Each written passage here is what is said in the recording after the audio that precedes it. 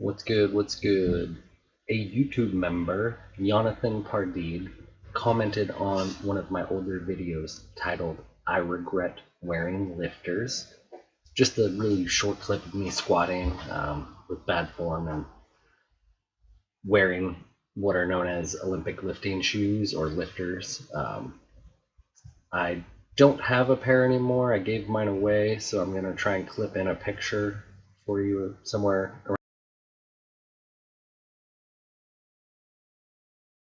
around here in this. I'm still working on the video editing.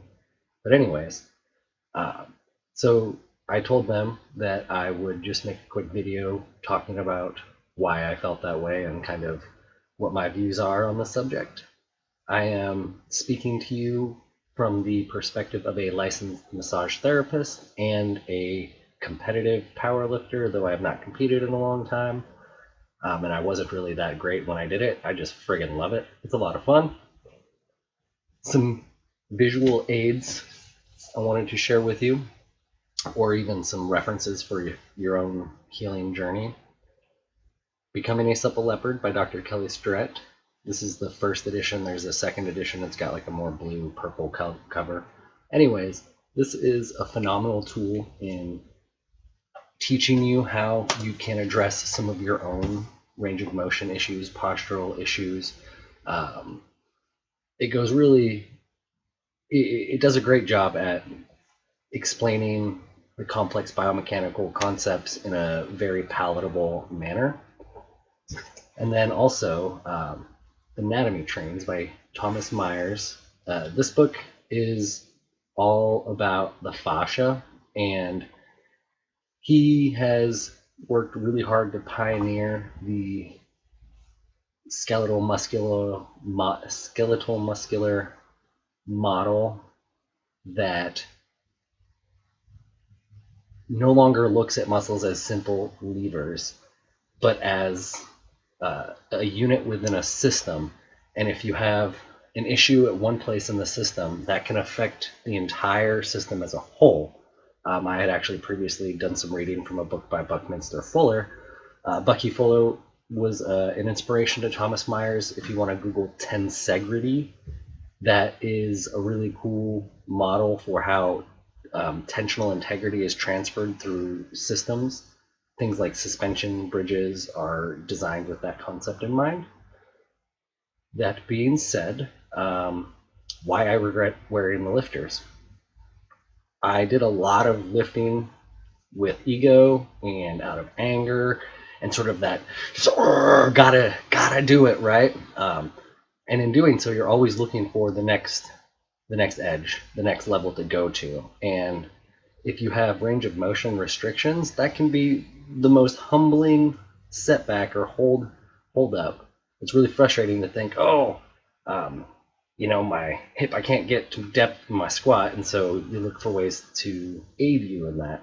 And a lifting shoe, which I showed a picture of, with that raised heel, and in my experience, they also have arch supports in them as well, so you get a raised heel and an arch support that allows you to bypass some ankle mobility in order to get the full depth, powerlifting depth in a squat. However, if you have ankle mobility restrictions that you're just continually, and this goes for any area, any joint, any sort of aid that you use to bypass a restriction, it will eventually catch up with you, or you're going to cause greater harm upstream, downstream in the system from additional compensation required via bypassing a different part of the system. That being said, lifters aren't all bad. My friend Legatron, that's actually not his name, but I'm keeping it anonymous, and that is his name in my phone because he squats like a machine. Legatron. He raised the good point that it would be wise from a competitive perspective to train potentially off season, barefoot, or I'll give some more examples, not necessarily barefoot, but flat footed. So these are two different shoes that I have. See how there's like no drop, there's no arch, it's just flat. Um, it will be a lot harder to hit your squat depth in those if you don't have good hip, ankle, knee mobility, or even up into your thoracic spine. Your shoulders can affect your squat. I'm all about the mobility. I know as a massage therapist, it's easy for me to say that, but also from my past as a competitor, I know that was the thing that held me back the most. And if you're using these aids, these things to get past your mobility, you're going to, I would say, limit your ceiling, or you're going to lower it. So you might get a temporary boost, but your absolute max may actually be held back in the long run unless you address those issues.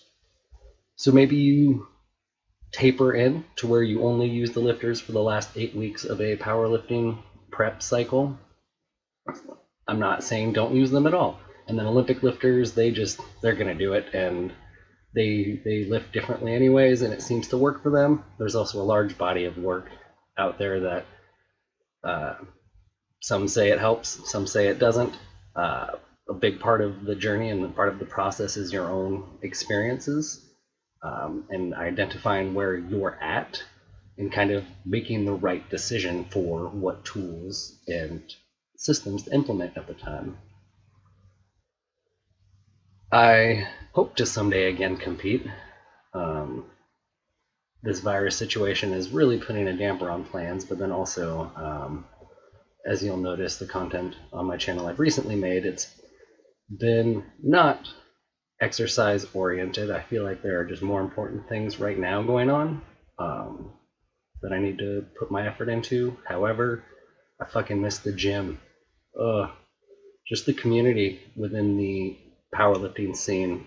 Some of the most wholesome, nice people, which is interesting. You think of these just super big guys, or just, also the petite ladies and just everyone, but it's an intense sport. And so you would want to think that these people are intimidating and mean and gruff, but they're not. Powerlifting for me is a great outlet for my frustration, but now I'm rambling in the video. I'm just going to call it there.